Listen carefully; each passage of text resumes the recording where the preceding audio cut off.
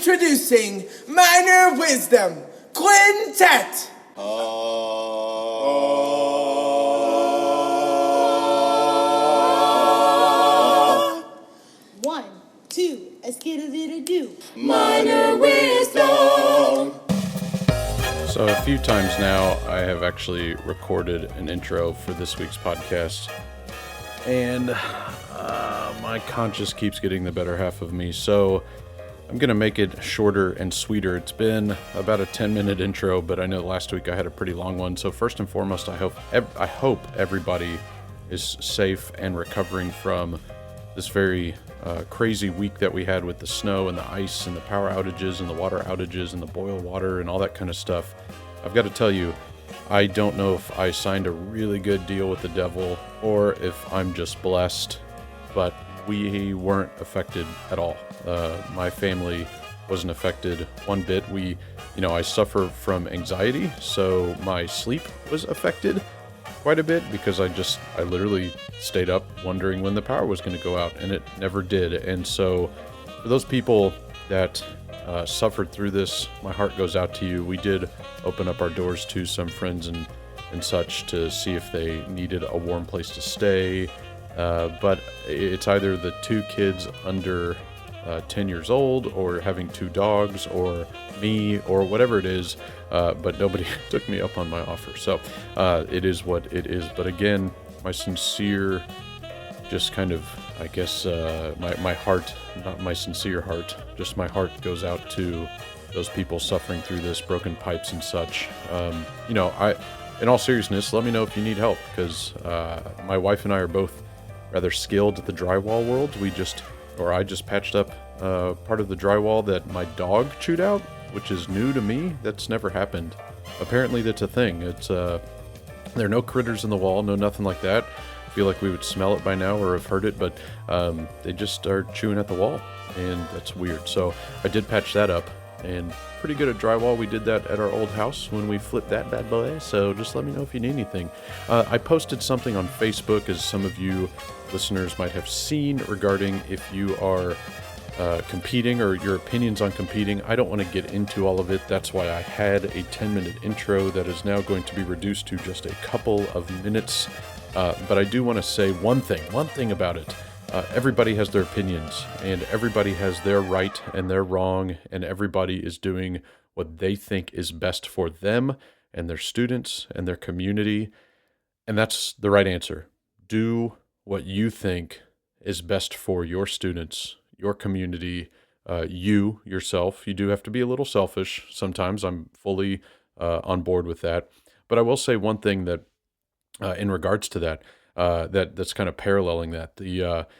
When I first, or when my wife was first pregnant with Ava, so this is almost 9 years ago, you get all kinds of advice from friends and family when you're going through that, telling you what you should and shouldn't do. And the best advice I ever received was from a gentleman named Skip Downham, because you get overwhelmed with what you should and shouldn't do. And I think that this post on Facebook exemplified that. The right answer is that you just need to do what you think is right. And when that child is born, in this case, when you are contemplating doing one-act play, you just have to do what you think is right. Consult your friends, consult your family, in this case, your administrators, your students, your community, your stakeholders, if you will, for those administrative people out there. You just have to do that. There's no right or wrong answer. And for those people that think that I was saturating Facebook with my two questions, because I asked about contest and then I asked who is having an audience, I was not saturating Facebook with negativity. I was saturating Facebook with curiosity. I wanted to know what people were doing. And if you read everything with a negative lens, then of course it's a negative post. But I was not trying to incite. I find that quite offensive, actually, considering there's a former president being accused of inciting something, and what, right or wrong, that you can't compare the two. I wasn't inciting anything. So I appreciate those people that gave some input. I reached out to quite a few people in Facebook Messenger just to say, hey, I appreciate you. I appreciate you being so vulnerable. I appreciate you being so honest, so candid, and let's allow everyone to have a safe space to give their opinion. Keep that Facebook group alive, and it's a great place for people to give an opinion and to get an opinion and to get different perspective, get some people that have been around for a while, but just always state things as though it's your opinion. It's not the opinion that matters. It's your opinion. So that's just my 2 cents. I'm allowed to give my 2 cents because I bought a lot of equipment and started recording a podcast 2 years ago, and here we are now. So I do want to say in regards to that, and then I'll wrap up. This week, I was not planning on doing a podcast. Once everything started with the snow and the ice and just the danger of everything, my focus was not on, hey, let's record a niche Texas theater podcast. No, that wasn't my focus. But Tress Kurzym reached out to me and said, hey, I want to say these things. and so I was like, for sure, she's not in Texas anymore. So I didn't feel bad saying yes, because I had power not to keep beating that dead horse. I don't know where Bush came from. Hey, George Bush. I said absolutely, because I could talk to Tress all day, and Tress and I are very similar in that we both have pretty strong opinions, and in this case, we both agreed on a lot of things. And so I hope you guys enjoy this conversation. It's lengthy, but it's also really like fun, and for me, not every conversation goes by quickly that I have with some people. Sometimes I'm looking at the clock like, oh my gosh, we're only at 15 minutes. But with Tress, even she looked at the clock and was like, oh man, we've been talking for this long. So I hope you enjoy it. I always love talking to Tress Kurzym. Please reach out to me on Facebook.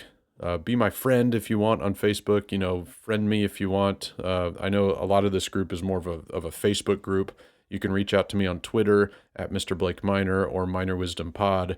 Just reach out to me and give me a shout. Talk to me. Tell me if you need help. Tell me if you need advice, whatever you need, and I'd be happy to help steer you in a direction. Not the right direction, just a direction. I hope everybody's safe. Enjoy your week. You're back for another round. And I know I feel like Amy, because Amy asked to come back too. Amy asked to come back like I think either the night of her first one or the next day. And I was happy to have her back, but yeah, you know, if I'm going to have anybody on a couple of times, you two can meet those qualifications. So yay. Well, it also has to do with when I heard you have the guy from ISU on, and he was like, we're the only theater ed program. And I was like, nah, yeah, not now, buddy. So yeah, right. So I'm going to drop your name. I got to send him an email. He's on my list of people to reach out to. Okay. So we'll first speak on the theater ed program thing, because, you and I were just talking off air about MFA kind of getting those letters, if you will. And it's not just for the letters, it's obviously for the education too, but the letters help. Oh, there's a dog. Yeah. And this is Pal. But how much, since last time I talked to you, how much has it grown, changed, shifted, adapted, even in these times during online learning? Has it expanded more now that it's online learning, or I guess it was a little too late for that, but. Oh, so the theater ed program that I run at SIUE. Yeah. Oh, yeah. It's definitely expanding. I said recruit. What? Come on. Yeah. Okay. I'm ready. So I got hired 3 years ago as adjunct, and the goal was to build it, because the woman who had been there before, who is just this force, was the head of Missouri Thespians, and her name is Lana Hagen, and she's just a really lovely human being. She had retired several years ago. Mm-hmm. And it was, I think, maybe that 2008 time. And there were a couple of placeholders for her in there. And it, for whatever reason, didn't work out the way. So when I came in, there was one student who had transferred that was getting his theater education certification. And the woman that was head of design, Dr. Hansen, who is also very capable, but head of design, tech, so busy, had Jason, and she was like, I'll just see this out. And so I kind of basically got to start that first year I was there. Technically, before I even was hired, I was part of recruiting 3 students that were coming in as theater ed their freshman year. Yeah. And they came in, and now we have 15 after year 3. Cool. Or I'm in year 3, I guess. So we have 15 theater ed majors, and I'm really, really excited about the program. So they definitely get their licensure in Illinois, and but what is awesome about it is that it is transferable with 34 other states. So I have a student from Oregon, a student from California. I have a student from Texas right now, several Missouri schools, because we're on that St. Louis. We're right there. We're in the metro east of St. Louis. So I'm really proud of the program. The students are smart and capable, and they're living through this COVID, I think, is interesting as a student. Yeah. So they're already starting to think about what works and what won't work. So Texas is one of those transferables, or no? Yeah. Okay, good. Yeah. Good. Yeah, because I was going to say I would love to call out those other ones, those 20 states, and be like, hey man, what's the problem? I think it usually is because they have, like, so Missouri, it's transferable to Missouri, but not really. Right. And we're right there in Missouri, so they have to take some speech classes. It's usually because it's a theater and speech degree in some of those other states. And so it's just making sure that if they know where they want to go. So like my students who are planning to go back to St. Louis, they just take a few speech classes. Okay. Sure. I like it. Yeah. Well, I didn't bring you on here to talk about that, but I wanted you to start with it because I think it's, I think it's important to, I've had quite a few now. I've had Gary Cooper and other people that are doing the theater. Oh, Aaron Brown from Sam Houston. And I didn't mean to say, Aaron Brown, like he was nothing, but I know Mr. Brown. Mr. Brown is definitely something for sure. So, but I've had a few people. I haven't had Jackie DeMont Mullen on yet, but that are trying to push the theater education world, and it's a tough one. There's so many opinions about it, and then also the transferable thing. I don't know if I've ever brought that up with anybody. So, where can you go to still be somewhat recognized as a teacher? And I know that, like you said, there are some other things that they might have to do, and obviously get certified in a different state, but is the degree at least recognized? So, but that's good. Yeah. I like it.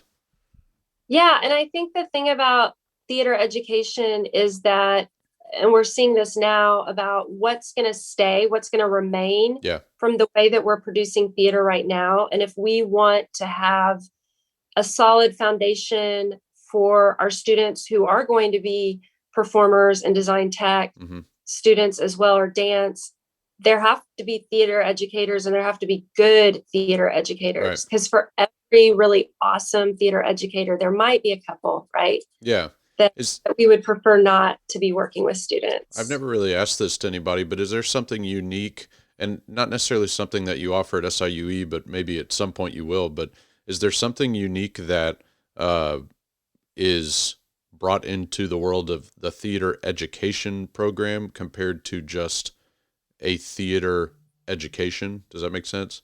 In other words, are you teaching theater educators how to buy rights and talk to MTI and all that kind of stuff? Because in a traditional theater degree, they don't usually do that, but because, as a lighting designer, I didn't have to learn how to buy rights, but as a theater educator, you damn well sure, I better learn how to buy them, or I'll be or in prison. So yeah, right. Yeah. So yes to that. So we have a methods class that teaches them more about classroom, and then we have another class that we do that is all about the program and buying rights, censorship, how to deal with censorship. and fundraising for your program. It's basically like a program management class. Right. And so we definitely do that. And then the other thing that we do each month, which you know, because I've invited you on, is we do these exploratory events for them that it's just an area of interest. So we might have people that aren't necessarily traditional classroom teachers, because not all of my students may go directly into the classroom. They might want to be a teaching artist. And so they might want to work on their performance and directing, but because they have this education degree, they're more likely to get into regional theaters as teaching artists. Some of them want to run their own theaters one day, like larger community theaters, or be community engagement specialists. So they get the certification, they do all the methods, the methodology of how to teach theater. But the other thing that was really important to me when I took the position at SIUE, that I had a conversation with the chair, is that my students were not othered. Right. Because I went to a program where if you were theater ed, you weren't cast in the shows over the performers. Right. And I feel like the theater training that these students are getting, they need to be the best. Right. They need to know everything. So I was like, that's really important to me. I want to see them on main stages. I want to see them teching shows, stage managing shows. They have to be doing it all. So yeah, it's kind of like, I mean, you and I are similar age. I'm not going to say that you're much older than me, but you're older than me by a little bit. But we had, you remember those classes we took in school that taught you to like write a check and that kind of stuff? They don't really do that anymore. But that's what I liken it to, is like, here's what copyright rules you have to follow, and here's how you apply, and here's how you do this, and here, so anyway, well, enough I'm about teaching that. them how to read a budget too. Yeah. Oh, like, yeah.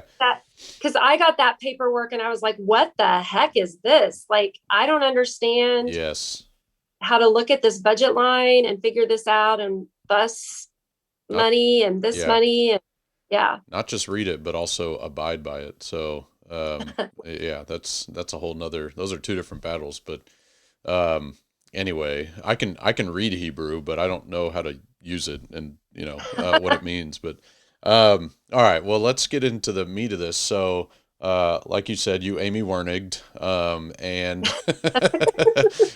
and so I'm hoping Amy's listening, but she's killing it right now at Maid Creek, but working That's for awesome. Working for one of my former principals. So so you had mentioned the topic, and again, as I said off air, I could talk about this for days, but the sports versus theater. Now, I don't know what side of the coin you're on.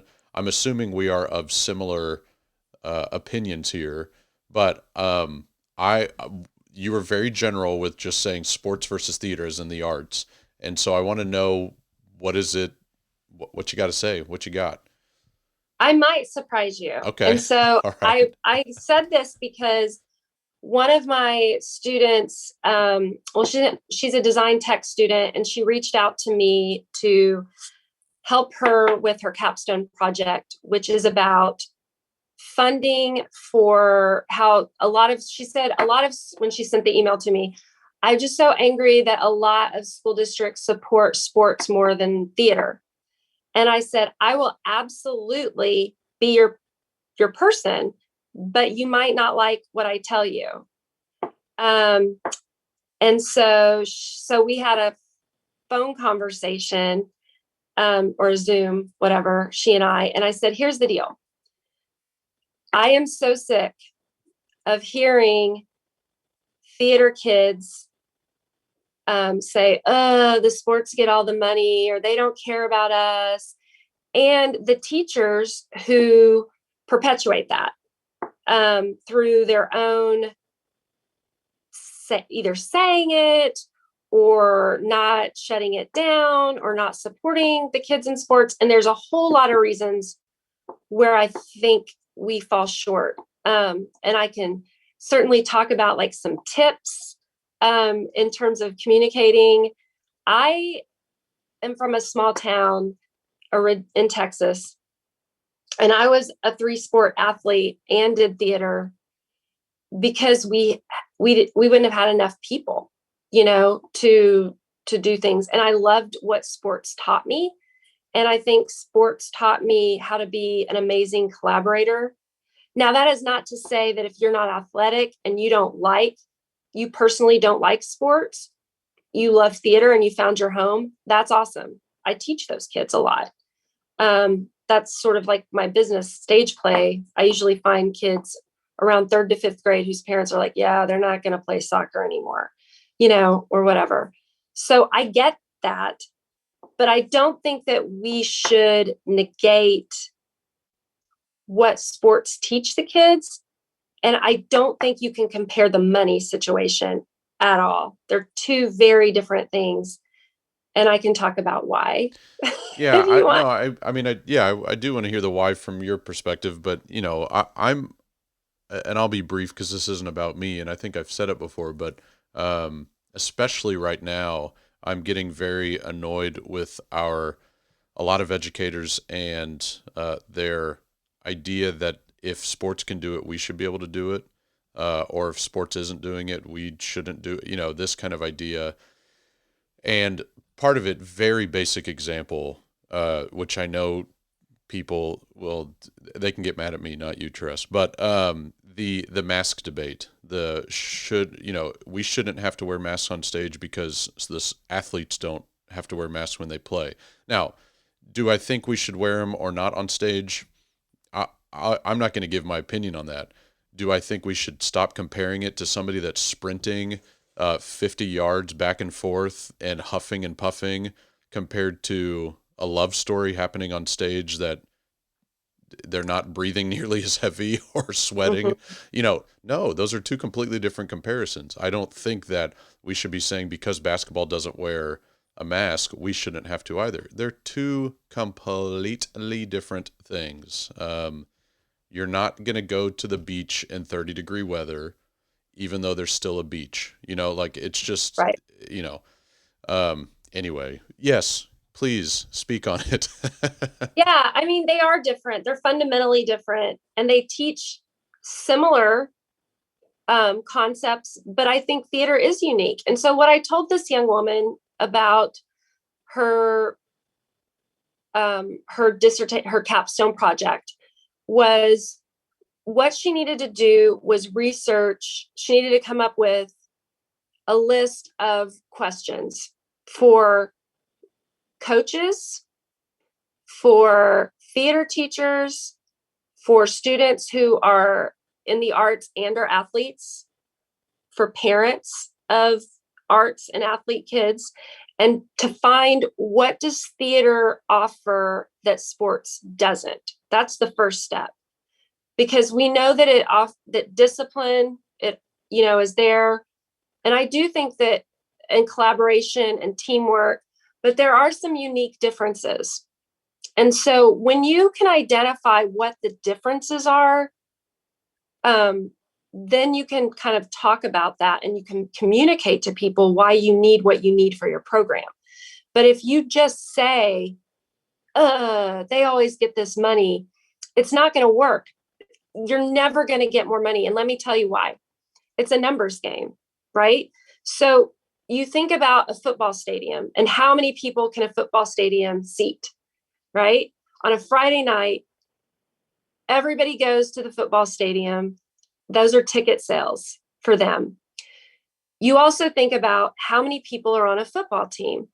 Well, you can have on larger schools, you've got your football team, you have the band, you have the cheerleaders, you have booster club parents, you have all of these people that you are traveling with too. You've got to get them on buses. It's not a bus for 15 students for one act or a bus to go to thespian conventions. Yeah. So you also have to think about, like, the other thing that I hear all the time is, well, the athletic director gets so much money. Listen, you do not want to be the athletic director of a district. You just don't. When you think about all of the work that they have to do, Is their salary inflated? Maybe, possibly, but you have to think about what they are dealing with. If you think you're dealing with difficult parents, and then you just have the theater kid parents, they have the soccer parents, the baseball parents, especially if you're a large school, because those aren't 3-sport athletes that they're dealing with, and the coaching staff that they have to deal with, and injuries. And so you're dealing with equipment and money, that it just takes a lot more money to do that. And they get money back. So they get funding through those booster clubs. Right. So if you're not happy with how much money they have, you have to first address, why do they have so much money? Is it just budget? And then think about what do you need? Because I cannot play football without padding and a helmet, but I can do a show with 4 boxes. Right.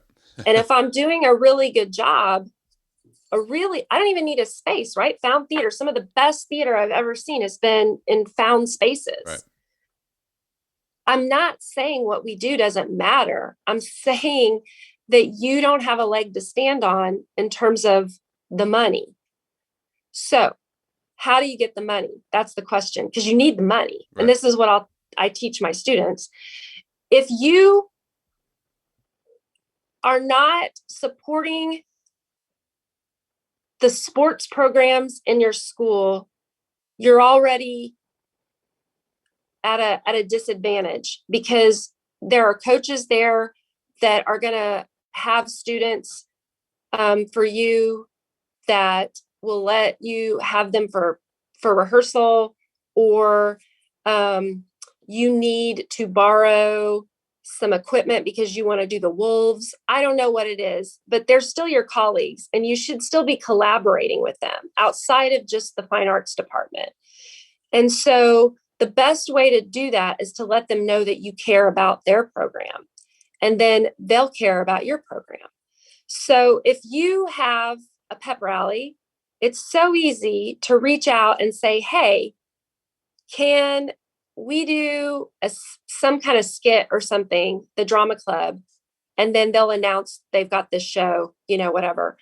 We used to have a couple students who would help our mascot come up with skits. So it wasn't even that they had to be there, but they were creative, and they came up with the mascot sketches for them. The other thing that you can do is, why are you having a show on a Friday night if it's a football game night? Don't have a show on a game night. If you do, have it on an away game when people maybe don't go. Make sure you have a student show where all those athletes can come, because if you start going to their stuff, they'll start coming to your stuff. Right. And then I love athletes that come to theater. Yeah. What I most often got were juniors or seniors who needed the fine art credit. And they would say, oh man, I wish I'd known about that, done this earlier. And sometimes they didn't even mean like on stage. They were just having fun building the set and stuff. And that's something they totally could have done in an off season had they known that existed. Right. So when I hear that, I think I am doing a shitty job, right? Like if my job is to recruit at that level too, right, for job security, then why didn't this kid know that they could do these things? And why didn't I get them as a freshman and sophomore? So I need to try harder. Right.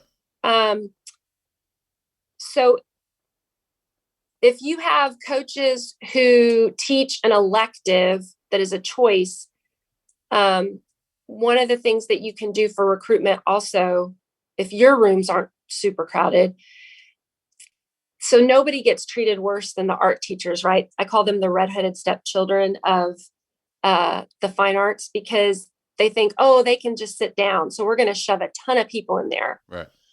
So when I first went to a new school, they were one group of kids had left to go to a new school that was opening. So and I was coming in that first year, and my theater classes were barren. They just were barren.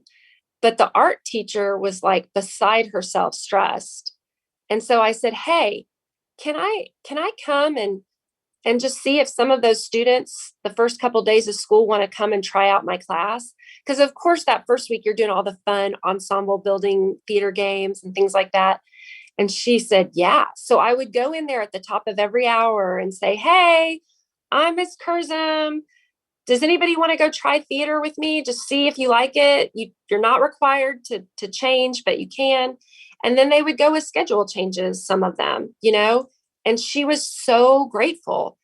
Same thing with a coach. There's a lot of coaches who are teaching. I mean, certainly they have to have health, so that's not going to work. But the other electives that they might be teaching that they have been shoved into, if you do that for them, they will do so much for you.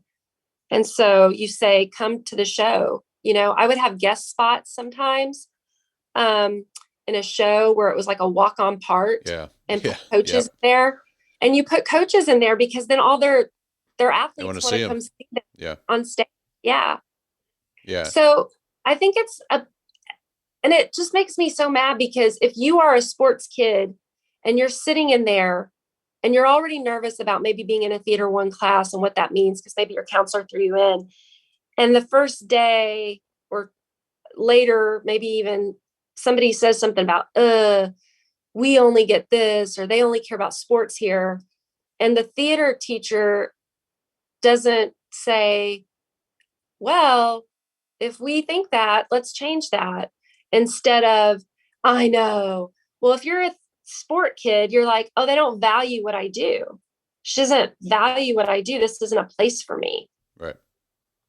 Yeah. No, I mean, and to speak on your, what you said towards the beginning of this was that if we go to their events, they will reciprocate the support pretty much that and it turned into money for us. At Dulles, we did High School Musical, which I don't wish that on my enemy, but it brings in so much money. A lot of those Disney shows do.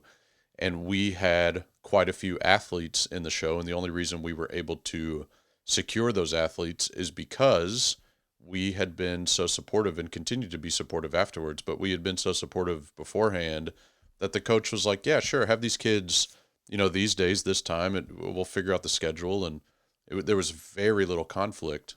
Even our lead was the varsity quarterback. Right.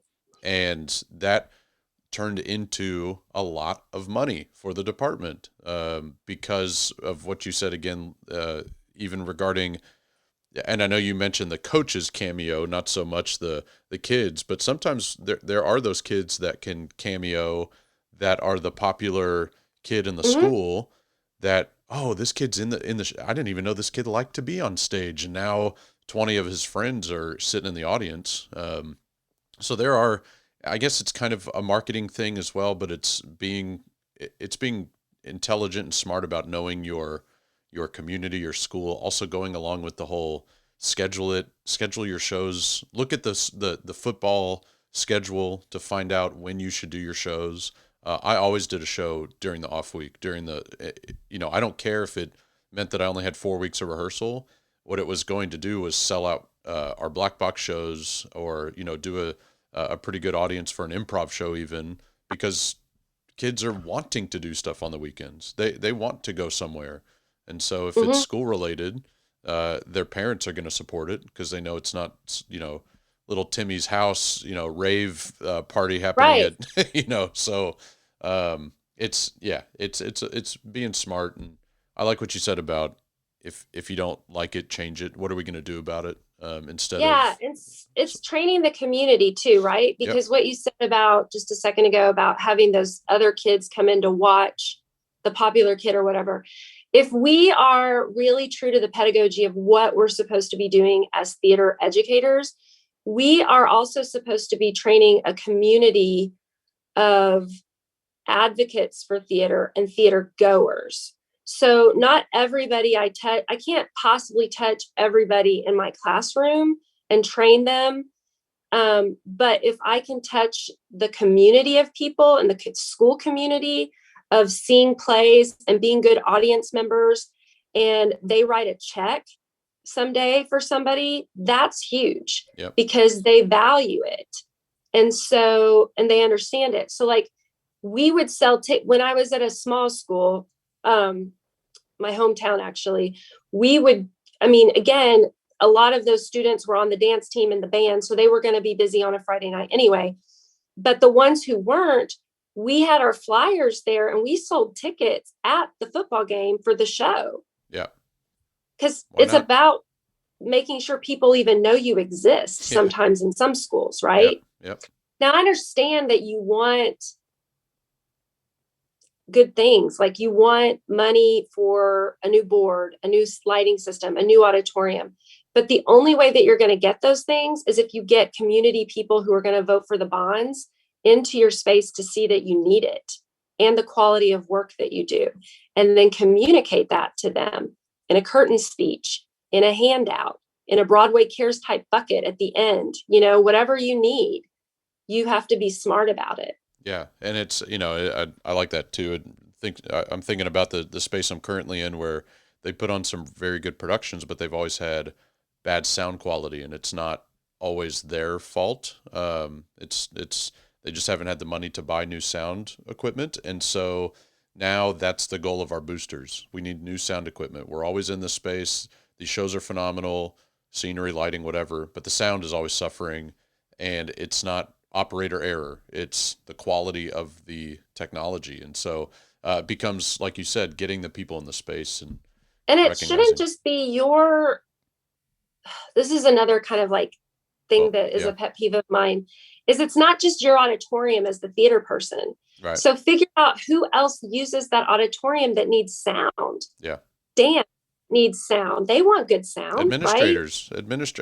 I can't tell you. Yeah, when they have to talk, it's embarrassing when, invite the superintendent to come talk at your auditorium and say, hey, we're doing what we can here with the sound. You'll hear, and then say, by the way, here's a pamphlet on what we would love to have. Yeah, it's great. My superintendent always at Dulles, you've been to Dulles, but that auditorium was built for the district as like a graduation space mostly. Yeah, it's an auditorium. It's not a theater. Yeah, and so the lights, the house lights were spotty.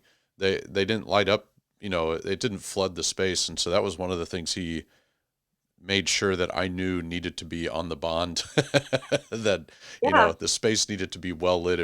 There were so many little pockets that little high school kids could go find some darkness and do whatever it is they do, like eat a lot of Sour Patch Kids or whatever it is that those kids do. I'm assuming that's all they do is just eat horrible food.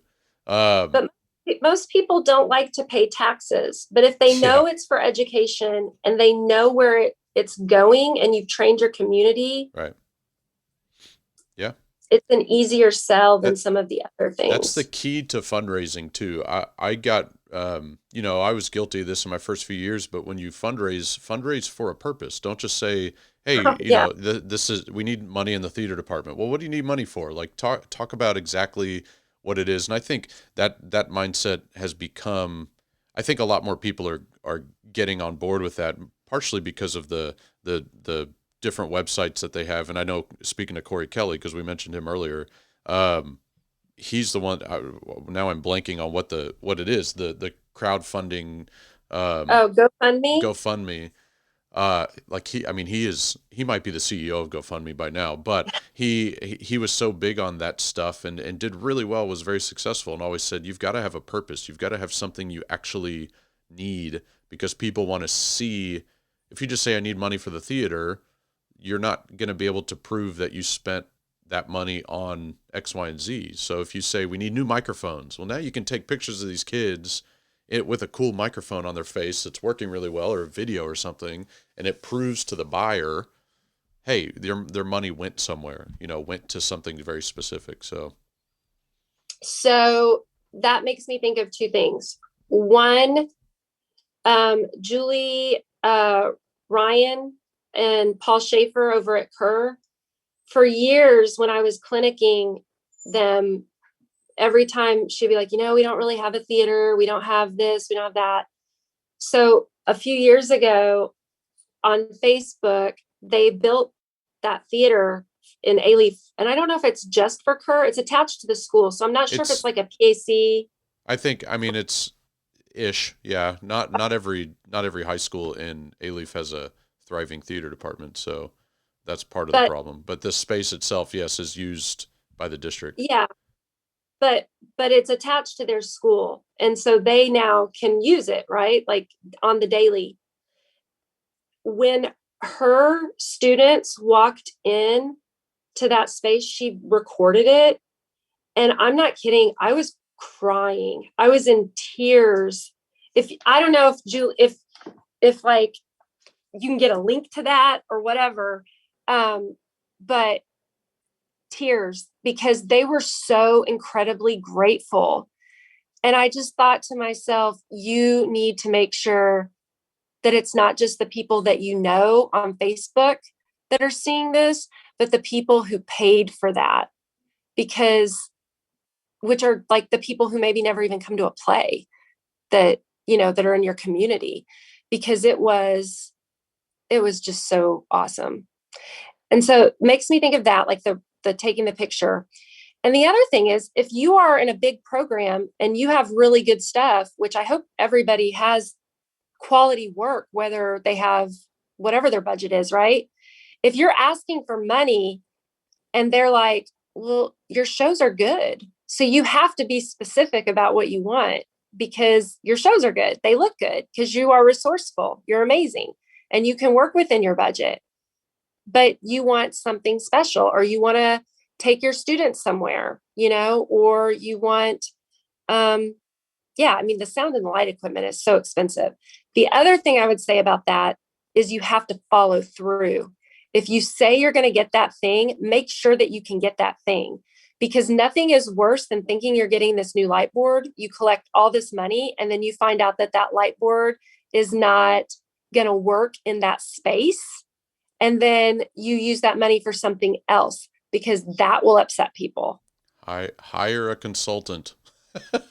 Yeah, you just need to do your due diligence Yes. that you're going to, in fact, be able to use that, or that the superintendent's going to let you go on that trip, Right. or whatever that you're raising the money for, that you're not going to have all of a sudden a roadblock where Right. you've raised tons of money.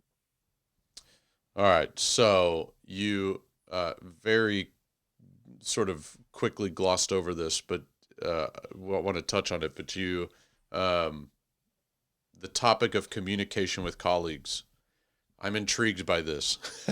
You talked about a little bit about making sure supporting coaches, and that part of the that is communication, is reaching out and saying, can we do something for the pep rally? Can we sell tickets at the football game or even a basketball game or something like that?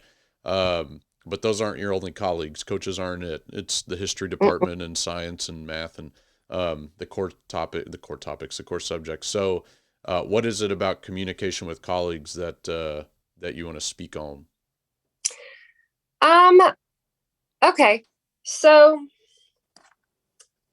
I taught high school at a much I've taught at a very rural school. I've taught in an urban setting, suburban setting, larger schools. And I will say that we have a tendency as fine arts people to stay in our bubble, especially at larger schools, like eating lunch in a room with just like the 6 people that you work with, which is great. Those are your friends. But I think you should venture out. For me, it was the copy room a lot. And just when I'm in there making copies, which is like all the time, right? Talking to people instead of ignoring them, and remembering facts about them. So like when the lady from the math department comes in and I ask her how her grandkids are, because I remembered from last week that she has, when I saw her in the copy room before, that's huge. That goes a long way to people, especially older teachers, right? Eating in the teachers' lounge every once in a while with the other teachers, and some of you may already do that, especially in smaller schools, and getting to know the other teachers, I think, is huge. When I talk about your colleagues, again, this goes back to the pedagogy of theater. It's interesting to me at every level that I've taught at that we're theater people, but we don't always practice what we preach about good communication and collaboration when we're working on something. So if we had two students who were in a fight in a play and we knew that they were not getting along, we would sort of intervene in some way, right? And address it and say, let's figure this out. Let's talk about this. Because we're also teaching them these basic life skills that they have to have. And yet, I'll be at different theater events and one director will come up to me and tell me all the things that are driving them crazy about their other director or co-director. And I'll say, have you told them? And they're like, but it's so passive aggressive, even just watching them interact with one another. And I wonder how many of those jobs that are so much turnover all the time could be fixed if people would just have really honest, mature conversations.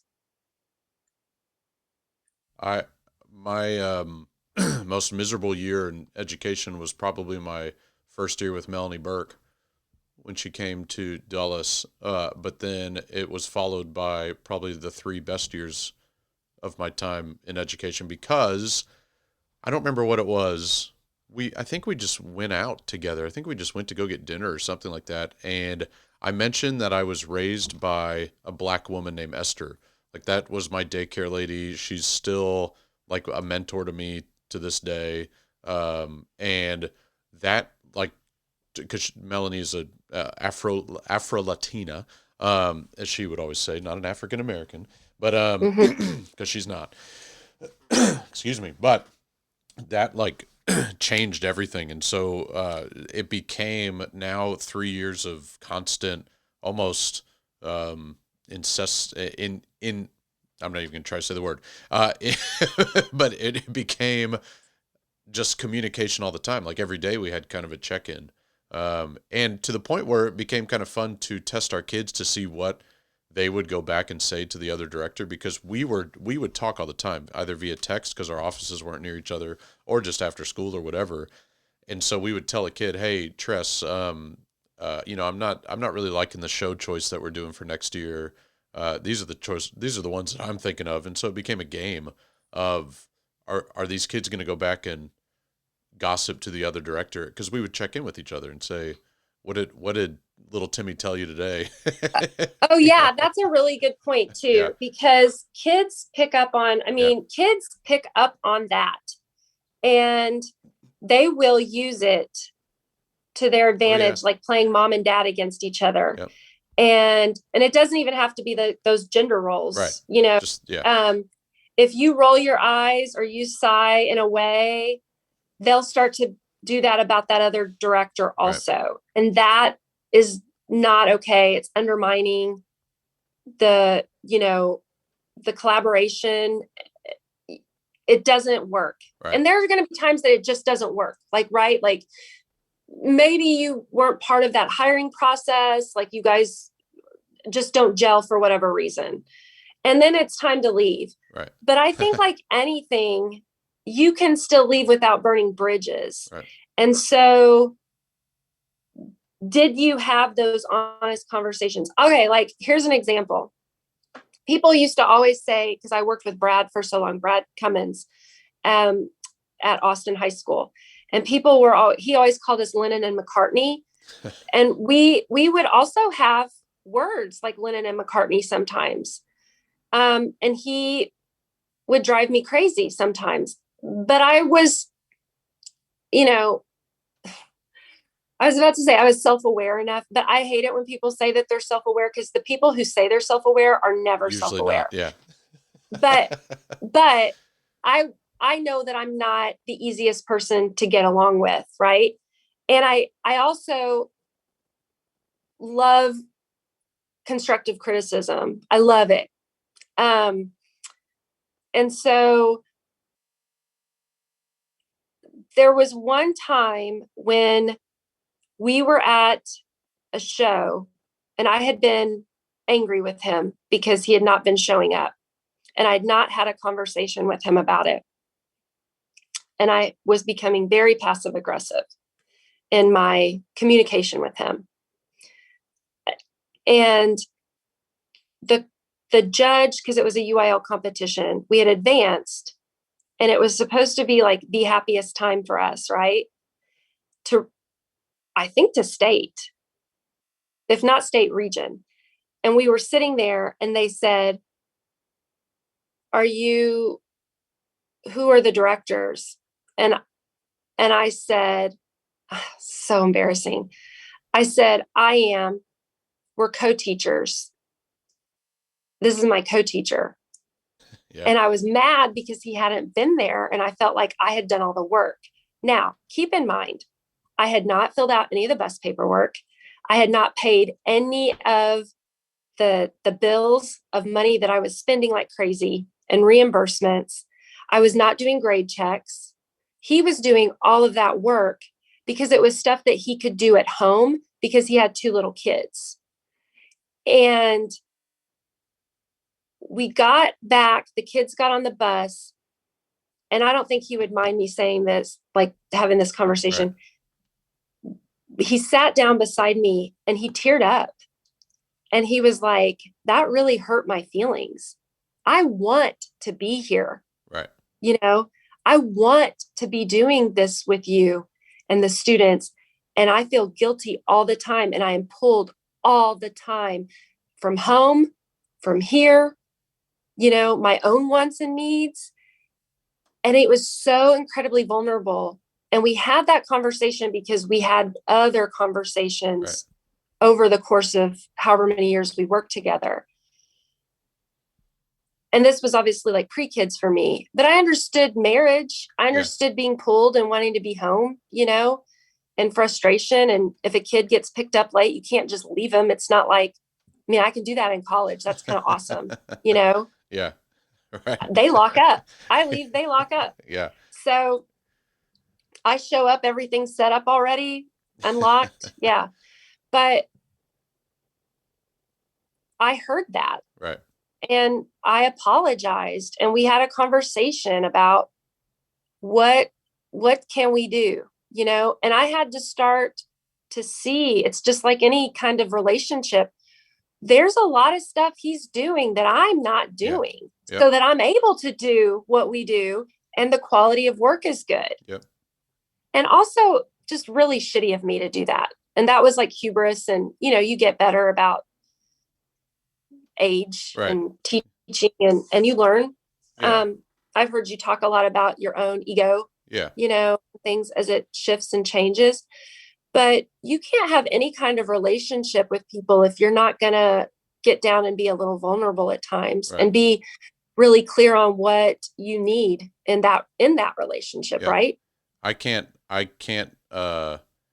relate to a story more than that one, because with my time with Melanie, I had a student come up to me after a production. I think it was Romeo and Juliet, but I was sitting on the back of my truck, and they're all kind of like, it was closing night, and a kid came up. I won't name the kid, even though I remember him well, and said, "Minor, do you do anything for this department?" And I just kind of laughed. And, it's because, yes, and this was, I think Eleanor had just been born, I want to say. So this was probably almost 5 years ago. And so I have two small children at home, one being a newborn, and I would do that same thing. I would get my work done in the times that, like, everything that I needed to do was done, but it was all silent. It was all behind the scenes. It was, there was nothing, it wasn't in front of the kids, but if it had never happened, it's the elevator metaphor. All you do in the elevator is press a button. But if you knew what happened when you pressed that button, like all of these parts that you don't see, that's exactly what happens. But if any one of those parts fails, well, so long elevator, and so it's just one of those things. I completely understand it, and I understand, this has nothing to do with anybody else, but on a you and me personal level, being that, and I've said this on the podcast, being that my wife literally came into the Austin job as, Mm-hmm. you know, you're the reason Jennifer got into teaching, not necessarily as a motivator, but just literally the reason. you, Yeah. s- you I said, did help hire her. So yes, I but got to hire my replacement, which was fun. So right, but yeah. she had no idea she wanted to do it, you know, which was kind of funny. But anyway, but you know, you sitting there at Morton Ranch, I think were we at Morton Ranch High School? I don't remember, but you were pregnant with Chloe, I'm assuming, but and saying I'm leaving. Do you know somebody that wants this job? And I said, I do, my wife. So Yeah. yeah, and I just remember that really really well. But once we started once she started getting into the thick of things with Brad, it was the same thing. It was he wanted the best of both worlds, and I love Brad Cummins to death, and Jennifer even more so, like two deaths, which doesn't make Yeah. any sense. But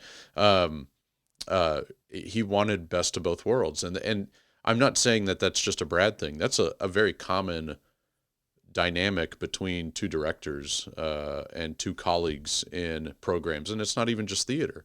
It could be a choir, a band, an orchestra, a lot of these kind of collaborative art areas that you usually have a yin and a yang kind of thing. And but that example is the one we know. So you know, not picking on Brad by any means, because dude is living his best life right now in retirement with his with his Yeah. Woodworking carpentry. business. Golly, Yeah. And the thing about that is too, I should say, I told him, so people would sometimes, and this is like when you work with people, right? Anybody that I would say you have to be clear yeah, what you need, what yep, you want. If you're not clear, how do you get what you want? And you can't be scared right, to tell people. And it doesn't do any good if you go bitch about it to everybody else. If right, you don't tell the person that you're upset, it'll right, never change. And so we know these things. We teach these things. These are like basics of improv. Yes, and listen to understand instead of to respond, right? Like these are all the things that we talk about all the time. Um, and for some reason, as I have noticed, that a lot of theater people are not really mm-hmm, practicing it. mm-hmm. And I don't know why. And because your life will be so much better if you do. So is that going? Oh, there Are you you are. there? Yeah, yeah, Yeah. yeah. It just cut off for a second. So going back to then you as now a college educator, are you? That's the way to change it. I mean what you do now with these Oh, yeah. programs of theater education is that's how the it slowly kind of turns into this world of we've got to be better communicators, even though we're teaching communication. It's yeah, it goes all kind of full circle back to that. So And I um, think it's important because if we're teaching a life skill, right, to them and we're modeling it. So if we have an uncomfortable yeah, situation in a rehearsal, is to not ignore it with the students, but address it. yeah, How do we handle it professionally so that we can show them how you handle it? right, And if I do lose my temper, I apologize, and I apologize to the room, right, because it is traumatic to watch two people that you care about fight. right. And So we can't ignore that we just did that. right. And it goes back to the, again, not necessarily gender specific, but the analogy of pitting mom versus dad kind of thing. So Yeah. I want to transition then into the last thing that uh, to discuss, because you're kind of flowing into that, the importance of intimacy training, respecting boundaries. So uh, this is new to me. Intimacy training is like it's kind of like when I entered college and found out that there are people that do fight choreography. Like I was like, who's this Brian Burns guy? Why does he have a job? And then I realized, Mm-hmm. oh, this is why. Because he's really good at making people safe. And I should have known better, being that I'm a huge wrestling fan, and Oh, yeah. the whole job of a wrestler is to make sure the other person is safe, not to make sure you're Mm-hmm. safe. It's to take care of your buddy. And so and that's what Brian Burns that's Brian Burns for me when I was at UH, was this guy that made sure you weren't actually sticking the sword into the person's abdomen, that kind of thing, or you weren't actually kneeing them to the face. So the intimacy training thing, that could be a completely ignorant metaphor, but that's what I look at as intimacy training. Is I didn't realize there was a need for this until just a few years ago, and that it's kind of just blown up to become a very popular way of directing now, or a popular need for directing, not a way of directing necessarily. So take it away. Speak on that. Yeah. So I too was like, I love the term intimacy director, intimacy choreographer, intimacy coordinator. They mean different things. Mostly I was sad that I didn't have that title for myself, because I had been doing similar work for a really long time because of the need for it. And that need stems from, first of all, we have this word now because most of the people, excuse me, most of the people that are doing it, and like the trainers and certified in it, and sort of this movement, were fight choreographers, or are fight choreographers and movement specialists. And so they would often be asked to like stage rape scenes, or any kind of like sexual violence. And then, while you're here, can you help us figure out this? And so they start to see a need for it. So as an educator, when I taught high school, my students liked difficult material.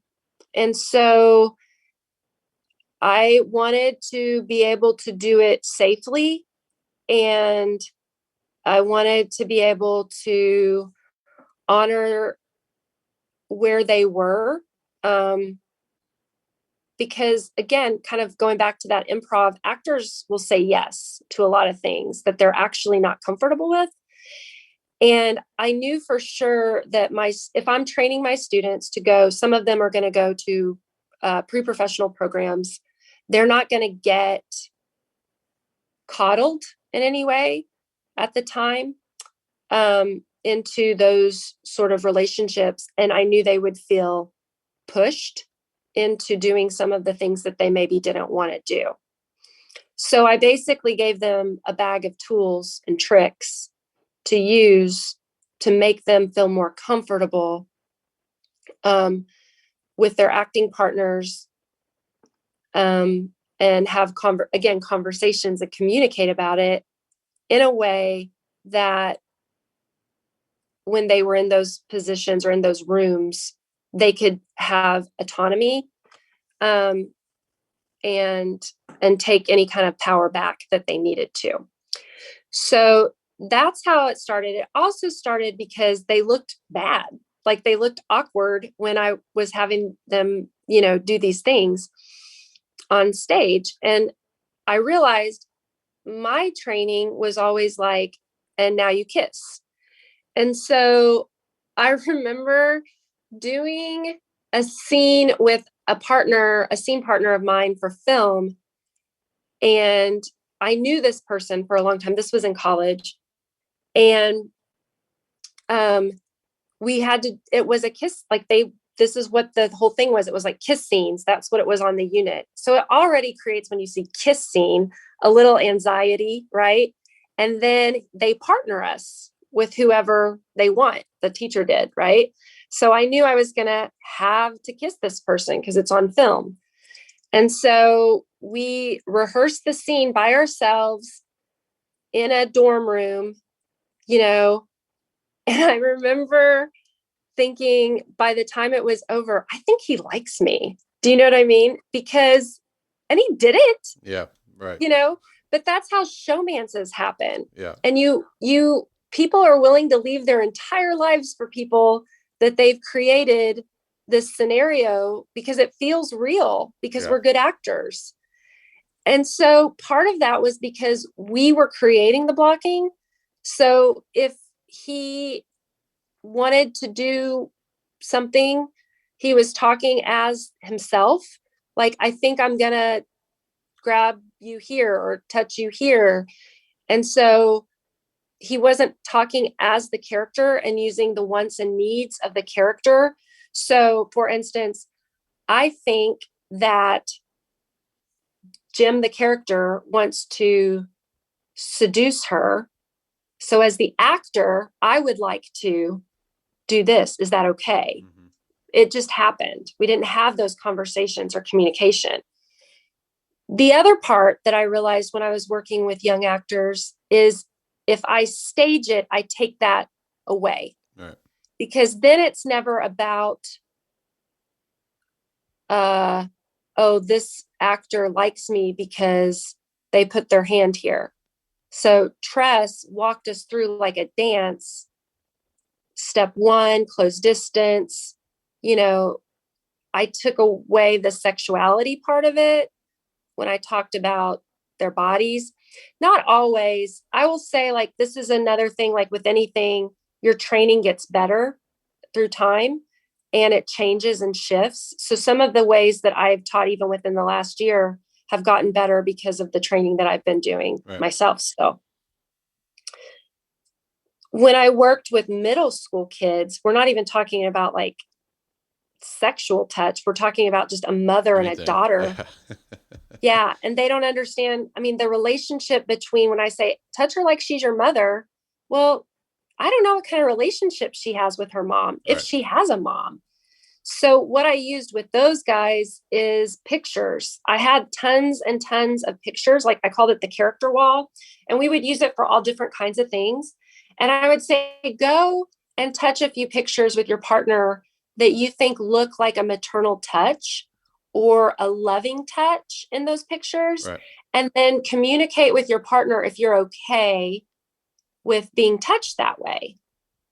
And then we'll figure out how we get into that. Right. There's obviously a whole lot more to it, but we have to remember that the kids that we're teaching at this point, like, they've been living in trauma like their whole lives, even the most privileged. So they've grown up with school shooters and fear about that in school. They've grown up in a recession, like they were born in the recession, you know, and so they've grown up where there's been COVID now and race riots, uprisings. I don't like to call them riots. Sorry. There's been uprisings based on unfair treatment of people of color, Black people specifically. If you're a Black student, you're living in trauma every day. And so how do you then safely work with these students? It goes beyond just the intimacy training. And it always makes me so sad because I'll see people say stuff like, I actually have heard in chat rooms and stuff, like, not chat rooms, God, that dates me, Facebook groups. Yeah. It'll say things like, just have them go in the dressing room and practice. Yeah. Oh, no, that's not what you do. Yeah. You know, it's not safe and it's not fair to them. And there's so much training out there now for you. And better, what the particular group that I really like the most has a phrase that says better is better. So anything that you're doing different or trying is going to be better than not doing it. Yeah, that's good. So, you know, I'm guilty of, I don't know if this was recently, I think it was years ago, of telling kids, you guys should like plan a little social, go do something social, get to know each other. And I don't know if it was necessarily kids that were going to have an intimate scene on stage, but to try to build that closeness, if you will, that sort of family feeling to these students so that they are feeling more comfortable with each other. Is that something you would recommend, or is there some better way to get them sort of just to be more comfortable in their skin with each other? Or should it stay on the stage or in a rehearsal setting? I think it's all of it. So, good question. I think that it's almost like you do this for a living. I think that this is again an example of me having done stuff that I wouldn't do now. Okay.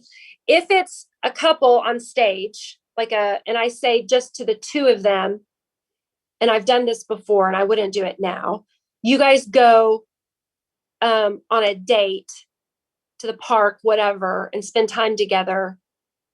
I think that is not very clear in terms of what my expectations are for them. I can create that date on stage through improv and be that third eye for them, for sure. Because when I tell them to just go work on it, they're them. They're their real person. And that's where things get confusing. Versus if I set up an improv date for this couple, and then naturally on breaks, people start to talk, or we do trust games or exercises as an ensemble where we're then our actor selves, you can monitor that a little bit more. Inevitably, when kids are in a show together, they're going to start hanging out. That's going to happen naturally. And that's good. That's good for that collaboration. That's like what I was talking about with sports.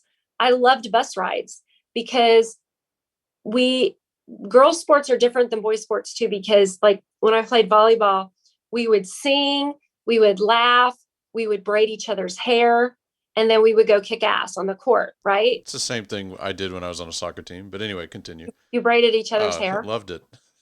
Mm-hmm. So that's that camaraderie. And that's why I like UIL too, because you get to travel with them. Yeah. Even if it's just within our, because like we're in such a large district, they don't really get to go very far necessarily, but just those little bus rides are so fun for them. Yeah. So I think you do it. It happens naturally. Yeah. Organically. You should not push that. No. Okay. But you should create space to do it in rehearsal too. Right. Build it into that schedule. Build it into that time. Yeah. And be clear, differentiate between you're playing the character now, and now we're working as ensemble actors to trust each other. Yeah. Yeah. It's that. I mean, I don't have any Razabox training, but the couple of times that I've done Razaboxes or been a part of it, it reminded me of my time in high school with Suzanne Phillips and getting down to the core of what's the emotion that we need to kind of be experiencing as the character, and what's the safe space and all this kind of stuff. And any of that stuff builds, like you said, organically builds the ensemble, even if you're not going to IHOP, which also was a huge thing and still is a part of it, which I love to see that has continued on. I remember in high school, 59 Diner was like our go-to, after shows. R.I.P. R.I.P. 59 Diner. But yeah. I didn't know that it's not there anymore. That makes me really sad. Yeah, it's not. None of the locations, even the ones that weren't on 59. But oh yeah, that's funny. But anyway, yeah, it is an organic thing, and yeah, there are some directors that do fight it, that do say, no, once you're done with rehearsal, go home and work on your homework. Not to say you shouldn't do that, but on a Friday night, after a 3-hour rehearsal, let the kids go get fast food together and encourage it maybe, or, if it's safe and something like that, because it does help make everyone more comfortable. Now, I want you to speak on stage play, stageplaylearning.com. I want you to talk about, and in wrapping up, because I want you to push this a little bit. What is it that you're doing now in the virtual world that you're kind of taking advantage of the fact that we're virtual to create a more effective and, I guess, for lack of better words, popular stage play learning? Oh, okay. Because I know one answer. You already said that earlier, that and this has to do with your college kids, but I know you've brought in some special people, right, to do work with the stage play kids, or am I making that up? Did I create that in my mind, because I know you're doing it with your SIUE kids, Mhm. because I'm doing that. But Yeah, I bring in other teachers yeah, sometimes. Yes. Yeah, for sure. And then the thing about getting to be remote is that I have a remote class that's getting ready to start in March, and I separate them pre-K to second, so 4 years old to second graders, third to fifth, and then sixth to eighth is the company. So really that's not remote. So I kind of stop at right, fifth grade. And the reason for that is because once they start to get into middle school, they have those programs. In secondary high school kids, they're busy. right, They don't have time. And if they do, it's usually they want like really specific actor training. And so more private lesson type stuff. And I do that also. But with remote, I've been able to teach kids in other states, or just other towns, and parents who are, sort of just exhausted, right. um, and can't jockey a kid around because they've got one kid here. The remote sort of has opened up like, oh, I can get them to log on, Right. and I don't have to go back and forth to do that. So for sure, I'm getting to do that. And I think it's so important because I don't know about you guys, but here, the one of the ways that they've handled doing face to face is they have shortened the school day so that they can clean better. And so that means they've eliminated all of their out classes and Right. their specialist classes, and they're using the specialists to sort of cover as subs, for when people are quarantined. And so for some kids, they can afford private lessons still and go and do their dance classes, and they're getting that. But for a lot of kids, they're not. Right. And for a lot of kids, we know that's one of the reasons they look forward to going to school. Right. Yeah. Yeah. It's, I love seeing, well, you started real strong when you, started pushing this, but your videos, they were very like, it was like if a TED talk was just like an interview. Yeah. That's what your videos, I hope that's not insulting, but that's what your No, I videos love that. reminded Yeah. me of. Do you know anything about Habitudes? Have you ever experienced Habitudes? No, what are So those? Habitudes is uh, a program that is run by a company called Jostens, which is similar to Balfour.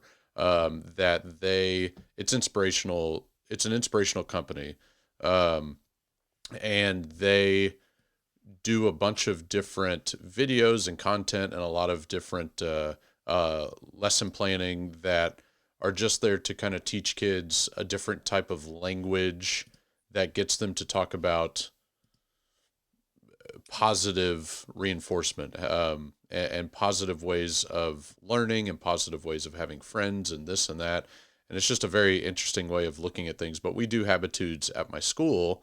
And when I was at Dulles, I was the Habitudes rep, because at Dulles, they had not completely taken over, or Habitudes has not completely infiltrated Dulles yet. But at Travis High School, it had.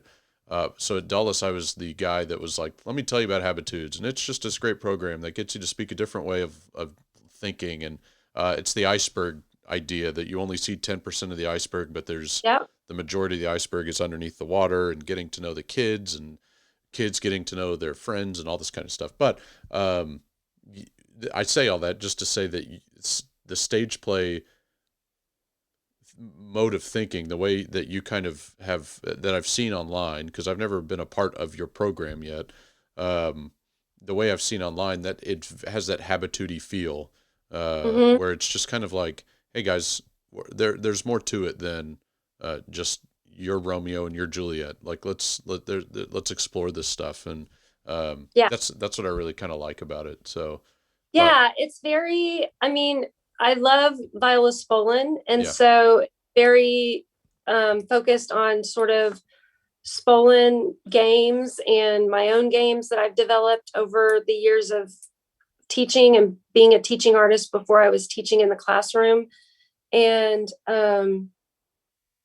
I just, yeah. And again, it's the pedagogy of it. yeah, Like not all of these kids may even take theater when they get to the high school, but they're learning the soft skills to be better human beings. right.